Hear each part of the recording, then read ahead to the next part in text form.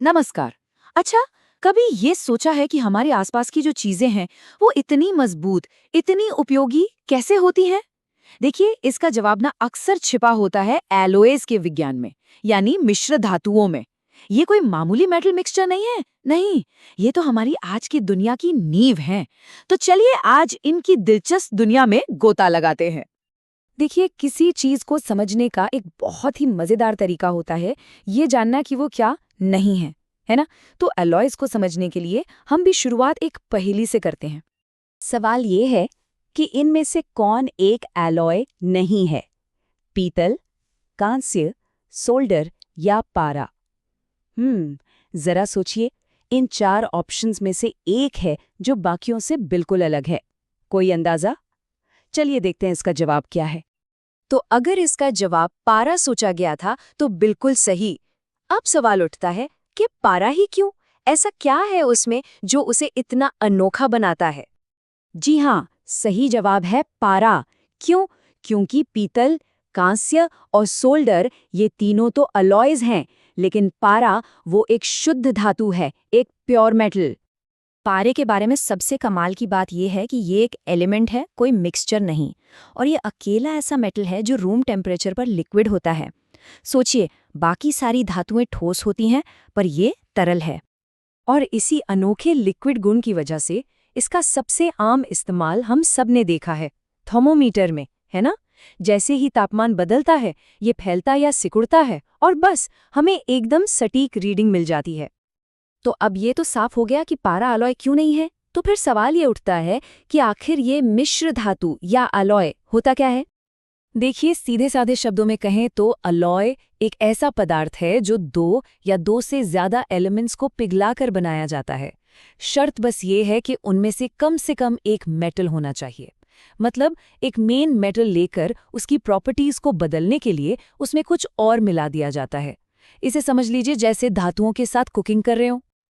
अब यहाँ एक बहुत ही जरूरी और दिलचस्प बात आती है। सुनने में शायद थोड़ा उल्टा लगे, लेकिन जब किसी प्योर मेटल को अलॉय में बदला जाता है तो उसकी इलेक्ट्रिकल कंडक्टिविटी, मतलब बिजली चलाने की क्षमता, और उसका मेल्टिंग पॉइंट दोनों कम हो जाते हैं। जी हाँ, कम हो जाते हैं।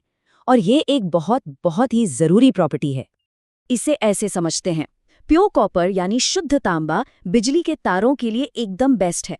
क्यों? क्योंकि वो बिजली का बेहतरीन कंडक्टर है। लेकिन जहां हमें मजबूती चाहिए या जंग से बचाना हो, वहां पर अलॉयज अक्सर ज्यादा बेहतर काम आते हैं। तो चलिए अब कुछ ऐसे खास अलॉयज पर नजर डालते हैं जिनसे हमारा सामना लगभग रोज ही होता है। सबसे पहले बात करते हैं पीतल की, यानी ब्रास। ये तांबे और जस्ते का मिक्सचर है और इसको याद रखने का एक बहुत ही शानदार तरीका है, एक ट्रिक है। बस एक शब्द याद रखना है, पिताजी। हाँ, पिताजी। देखिए, पी से हुआ पीतल, ता से तांबा और जी से जिंक। है ना कितना आसान? अगला है कांस्य यानी ब्रॉन्ज। ये पीतल जैसा ही है, बस एक फर्क है, इसमें जस्ते की जगह तांबे में टिन मिलाया जाता है। कमाल है ना? बस एक एलिमेंट बदला और एक बिल्कुल नया मटेरियल तैयार। और फिर आता है सोल्डर। ये सीसा और टिन का मिक्सचर है। और याद है हमने कहा था कि एलॉयज का मेल्टिंग पॉइंट कम होता है। बस इसी गुण की वजह से ये इलेक्ट्रॉनिक सर्किट्स या पाइप्स को जोड़ने, मतलब वेल्डिंग के लिए एकदम परफेक्ट होता है। तो एक बार फटाफट से दोहरा लेते हैं। पीतल मतलब तांबा और जस्ता, कांस्य मतलब तांबा और टिन, और सोल्डर मतलब सीसा और टिन। ये तीनों इसके सबसे कॉमन एग्जाम्पल्स हैं। तो ठीक है, इस पूरी बातचीत से जो सबसे जरूरी बातें हैं वो क्या हैं? आइए एक नजर डालते हैं।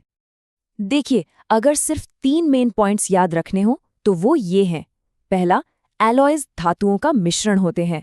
दूसरा, ये प्योर मेटल्स के मुकाबले बिजली के उतने अच्छे कंडक्टर नहीं होते और कम तापमान पर पिघलते हैं। और तीसरा, वो हमारी ट्रिक, पिताजी का नियम, यानी पीतल इज इक्वल टू तांबा प्लस जिंक। बस। और आखिर में एक छोटा सा काम, अभी जहां भी हैं जरा अपने आसपास देखिए। क्या कुछ ऐसी चीजें दिख रही हैं जो शायद अलॉयज से बनी हों?